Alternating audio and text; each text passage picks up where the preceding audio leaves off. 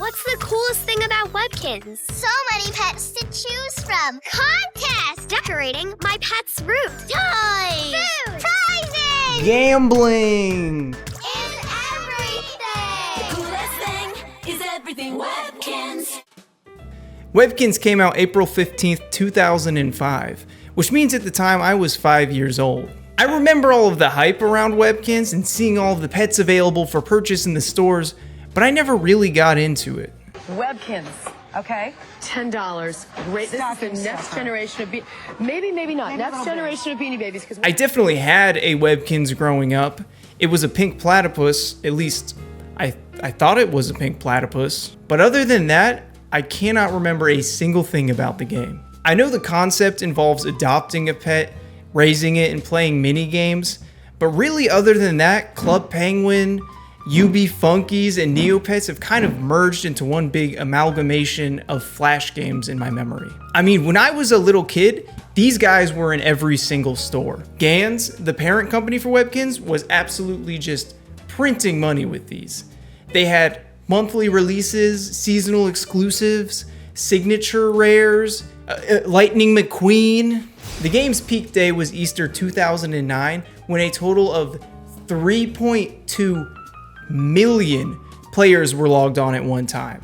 Just to give you some kind of frame of reference, old school RuneScape, the most popular form of RuneScape, peaked at around 220,000 players.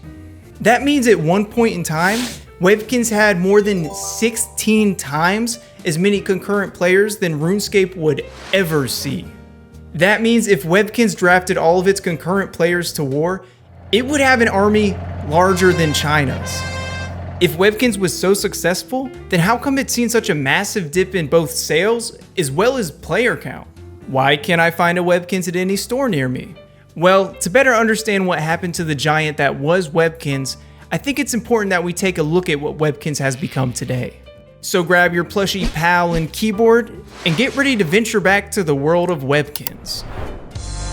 This is so much fun. Cool. We're the Webkinz, and we live in Webkinz world. I really wanted my Webkinz experience to be as authentic as possible, so I decided to adopt a Webkinz of my own. But I have a big problem. Webkinz are really expensive. When did Webkinz get so expensive? In fact, some of these older Webkinz are going for $1,800. Side note, what does retired mean? Did they euthanize this Webkinz? So I searched the internet for hours to find, hold on one second.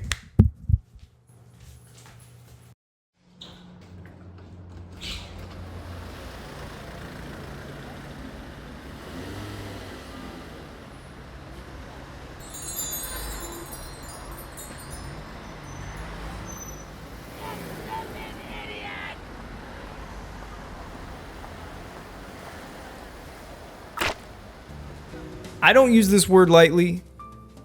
This might just be the ugliest Webkinz of all time. Everyone say hello to Throbby Longneck.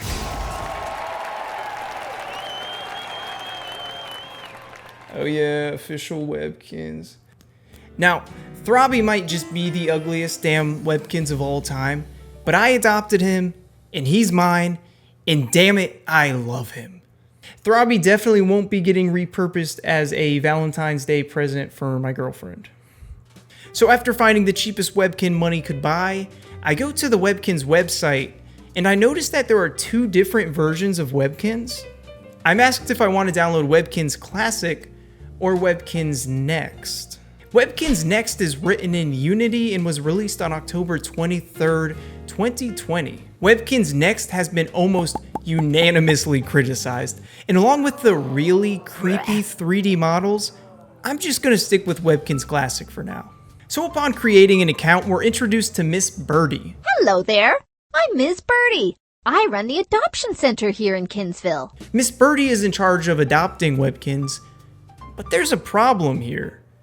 Miss Birdie is a bird. Miss Birdie is a Webkinz. which means she is essentially just running a Webkinz slave trade. I'll be keeping an eye on Miss Birdie. We are given a very brief tutorial on the hunger, happiness, and energy levels of our pets. And then we are given a choice of apartments to choose from. Before we take you home, let's choose a new room for your pet.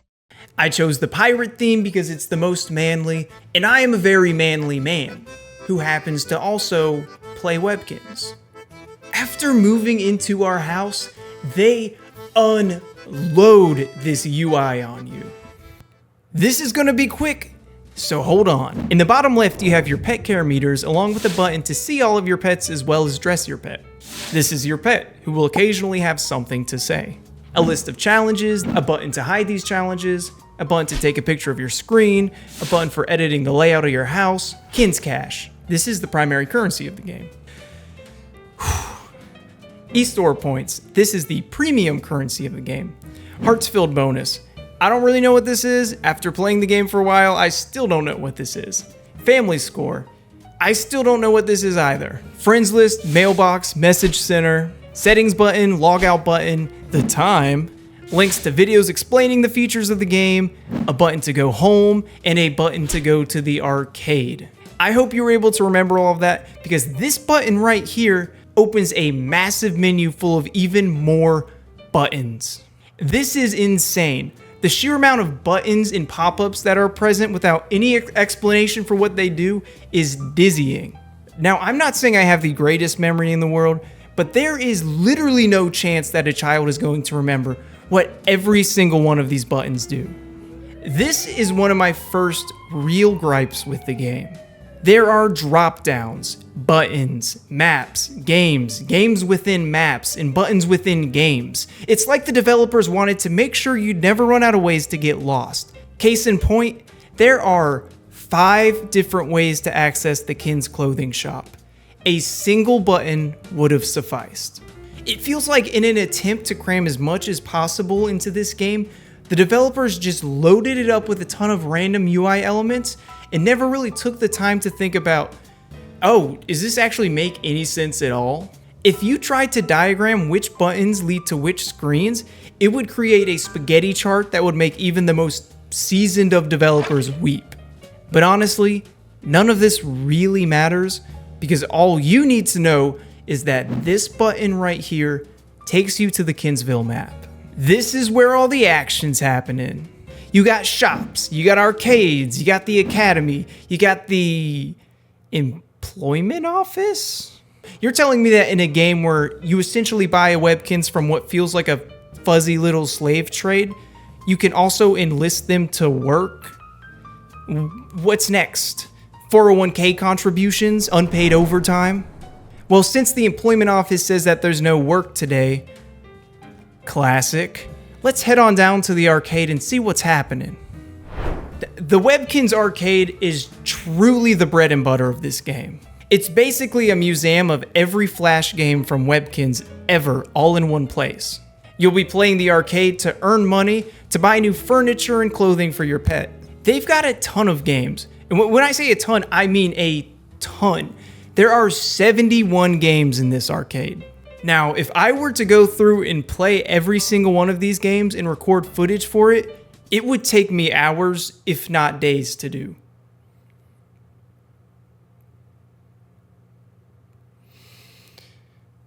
First, you have 2 wheels. These aren't really games so much as just daily login rewards. Don't really enjoy them, gonna give them an F. First actual game on the list is Grand Grotto. Pretty boring. I lost interest after the first level, D tier. Goody Gumdrops is a side-scrolling coin collector game, much like that Dino Google game. It starts out pretty fun but gets really stale really fast. C tier. Polar Plunge is another side-scroller, except there's even less to do. I didn't realize when I first played these games, but like half of them are deluxe members only. And this is my second gripe with Webkinz. I paid 15 clams for this puppy. Why do I also have to buy a membership? Cash Cow is a game where you have to stack matching cartons of milk to make money. This is my favorite game so far, and for that, I'm gonna give it a B. This is just Zuma with smoothies, but it's pretty fun. B. You know how FromSoft created the genre of Souls-like games? You can thank Webkinz for creating the first Zingos-like game. All you have to do in this game is time your swing and see how far you can get Zingo to go. Wacky Zingos gets an A tier. Like the name implies, Wacky Zingos Extreme is a direct sequel to the first. It comes with the addition of 2 new clubs, but other than that, it's exactly the same as the first. It's a deluxe member only game, and because of that, it's going to go below the first in B. Not sure what happened to the first Webkinz wishing well, but this is literally just a slot machine.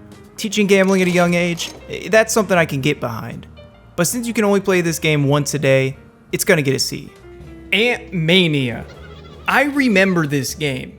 I said earlier that there wasn't much I remembered from Webkinz, but I remember this game. I remember spending hours playing this game. It's another really simple game that has such an addictive scoring system. And today's high score is only 389. That's not too high. So I try and get smoked.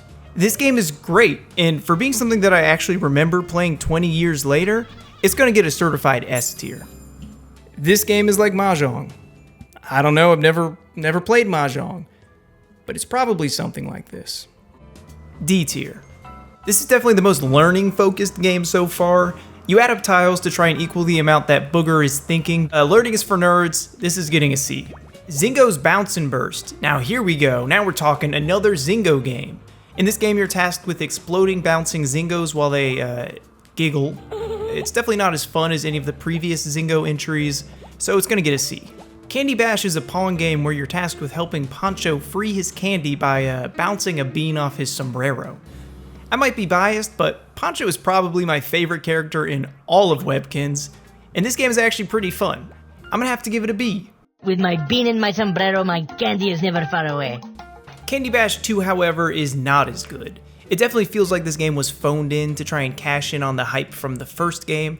This one's gonna get a D. Cash Cow 2, the second entry in the Cash Cow franchise. This game is very similar to the first, where the best way to play is just spam click around until you win.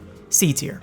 Color Storm is an upside down Tetris where all the pieces are squares. This game sucks, and that 4-bar loop music in the background is gonna drive you insane. D tier.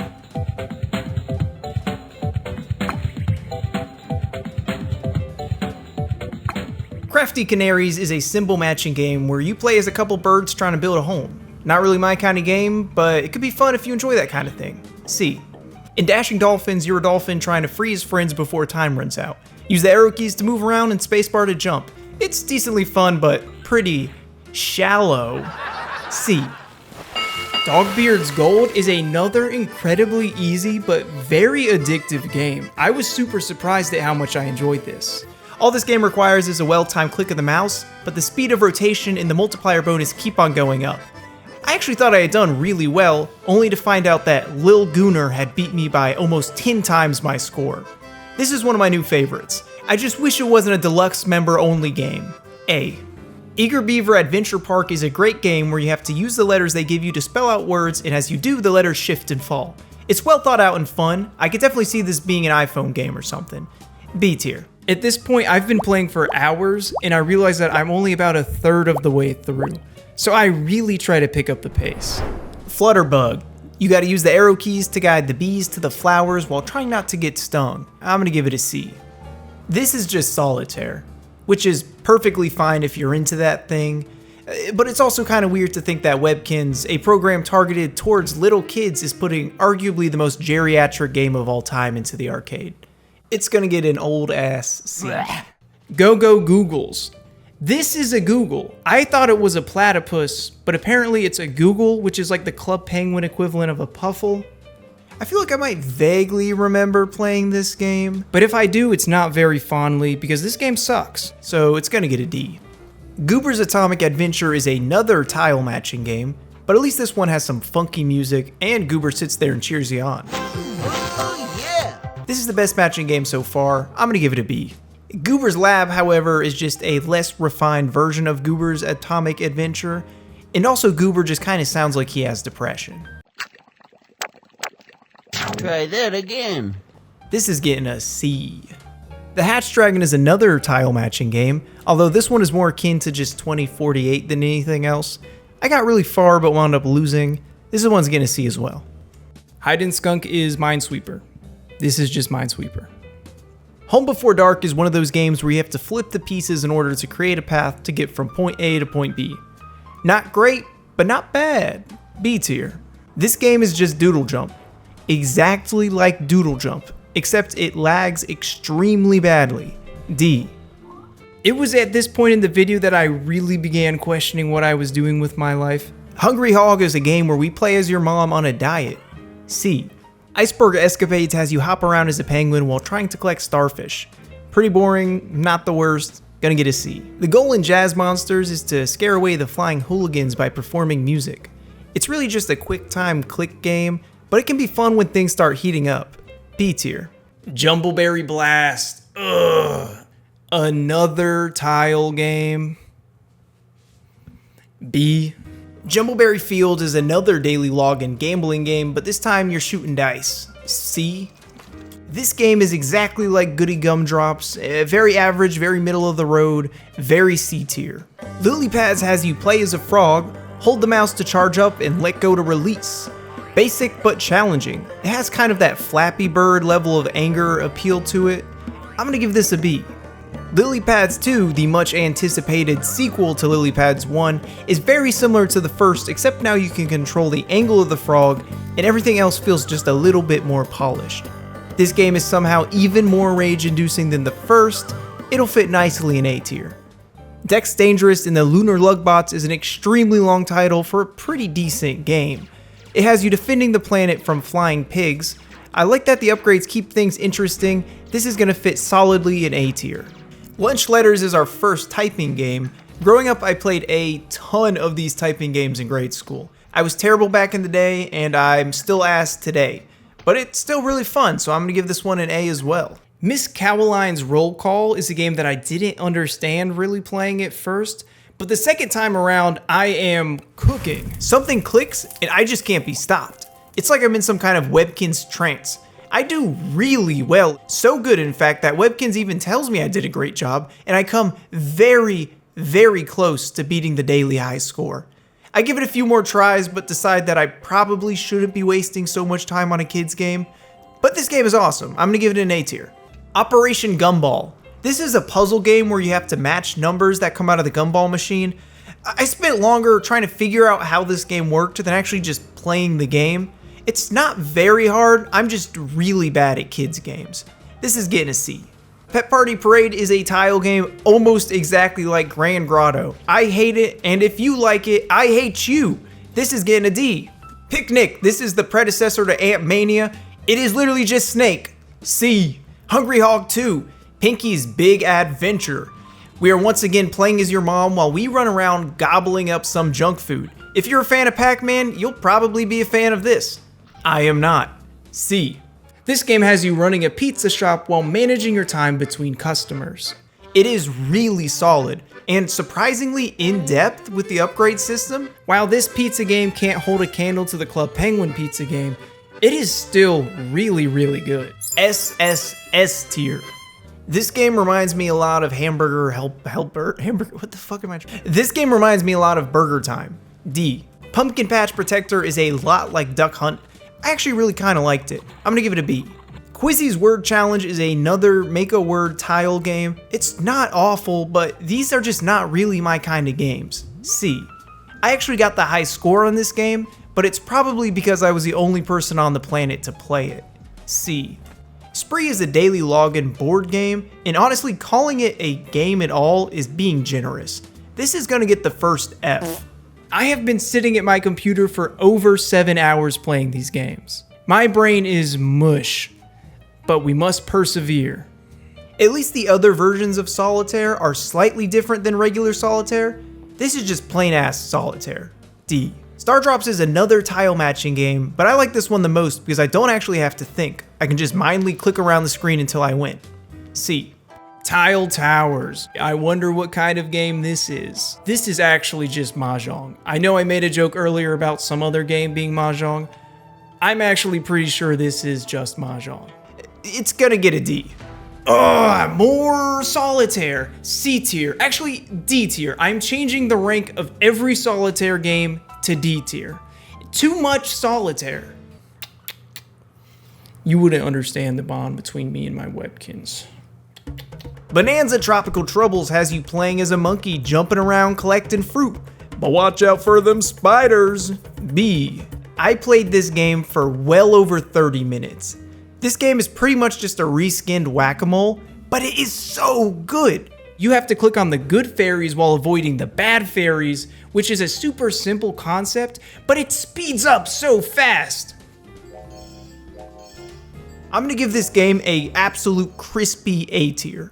If I ever saw Twigsy on a leaf, I'm gobbling him up in a single bite. But his game, not too bad. It's one of the better tile matching games on the Webkinz arcade. I'm gonna give it a B. Bullseye Batter is another strong showing for the Zingos genre.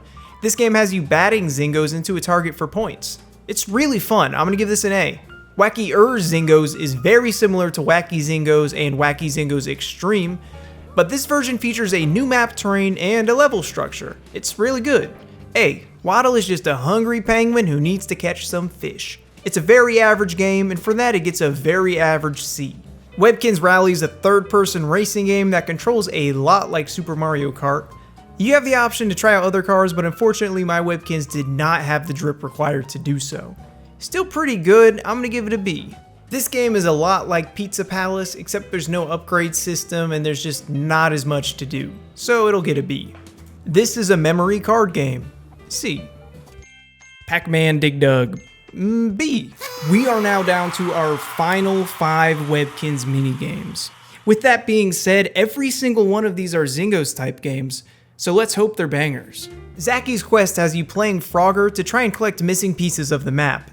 It's not the worst game in the arcade, but it definitely doesn't live up to that Zingos hype. C tier. This is a game about juggling a ball by clicking on it. It is very, very basic, but there's definitely a good amount of skill involved. I'm gonna give this an A. It was during the tutorial that I learned that the plural for a Zingo isn't Zingos. Actually, Zingos is the singular. Interesting. Yeah, the game's okay. B. Zingos Pop definitely had a lot of potential, but it was broken. The balls didn't come out in the correct color. The game's processing information was plastered to the top left of the screen, and I'm pretty sure this guy isn't supposed to be an amputee. Unfortunately, because of that, I'm gonna have to give it a D. Zingos Zangos, our final game. This is easily the most polished game of the bunch. The visuals, the animation, and the music are all top notch. The gameplay is also really fun. If they put this much effort into all the other games, or even just started revamping some of the other games, I think Webkinz would get a lot more popular. S. I've taken the past couple days to let my brain recover from the pummeling that it got by playing all 70 of the Webkinz arcade games back to back. And I think I've got a really solid understanding of what Webkinz is now and why it had such a massive fall off. And I want to talk about them, but first, we are flush with cash. So let's go buy some stuff. Firstly, I noticed we're pretty low on food.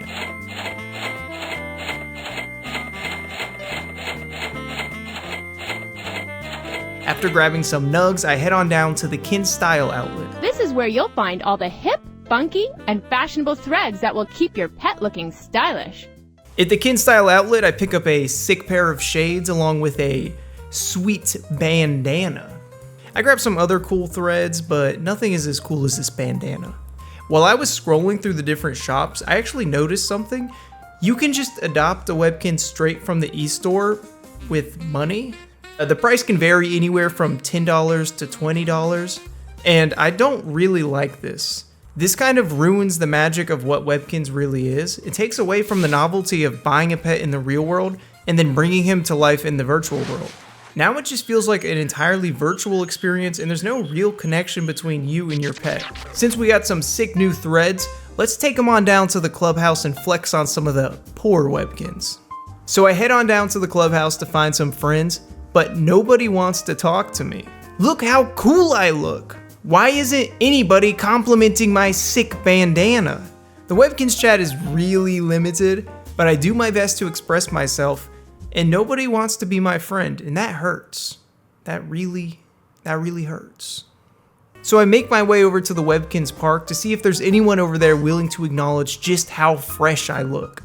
I find a couple people at the park and I let them know just how special they are to me, but none of them seem to notice me. So I do the only thing I can. I chase somebody until they give me attention. And boy, does it pay off.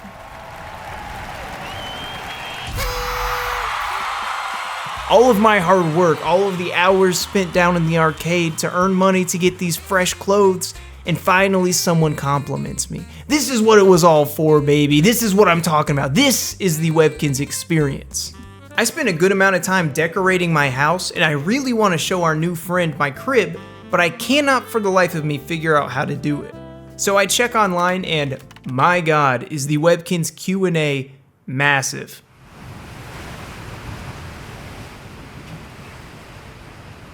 So apparently due to technical issues, Webkinz removed the ability to visit other people's houses. This is a huge bummer. Everyone knows that the best part is inviting someone over to your igloo, showing off your decorations and puffles. I want to flex my new TV and now I can't.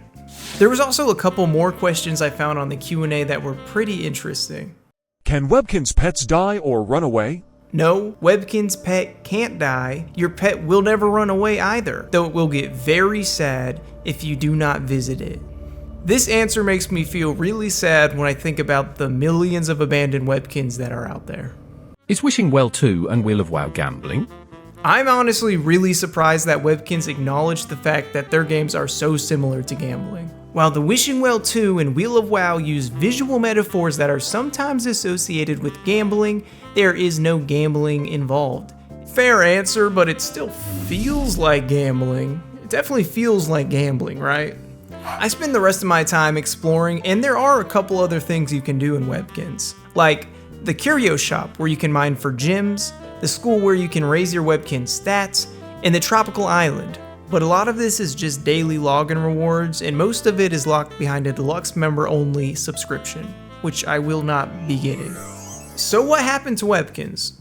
Was it really as great as everyone remembers? Probably not. Webkinz is an absolutely janky mess of buttons and screens that are loosely held together by its vast collections of Flash games. There are a number of key indicators on why I think Webkinz might have flopped. The deluxe membership only system. This is locking like 90% of the game content behind a paywall after already paying for a Webkinz. Flash Player, the backbone for like every game in Webkinz, is out of date and they don't use it anymore, and this caused a ton of technical issues for Webkinz. Thirdly, they removed the ability to visit a friend's house. Removing the ability to visit a friend's house and their very, very bare bones chat feature takes away a lot of what makes Webkinz great, which is just hanging out with your friends online. The extremely repetitive arcade that has seen little to no updates since its inception. All of these are good reasons for Webkinz fall off, but honestly the most important reason of all is that we grew up. These games were made for kids. The design language and the core mechanics of the game are all tailored to a generation of kids that outgrew them. And as we got older, more and more competitors started joining in on the scene. Club Penguin would be launched 6 months later and would see a massive success. Other games like Pop Tropica and eventually Skylanders would also siphon away players from Webkinz. Webkinz would ultimately just be put on the shelf and replaced with a newer, more fun toy. Do I think Webkinz will ever make a comeback? No, probably not. But there is still a lot to love about this game, even if it is just for nostalgia's sake. So if you have a Webkinz, now might be a good time to swing on by and give him some chicken nuggets because he's probably fucking starving. And if you see me and Throbby in the clubhouse, feel free to say hi. But until then, thank you so much for watching. I've been Lambo. This has been Throbby. We'll catch y'all on the next one. Later.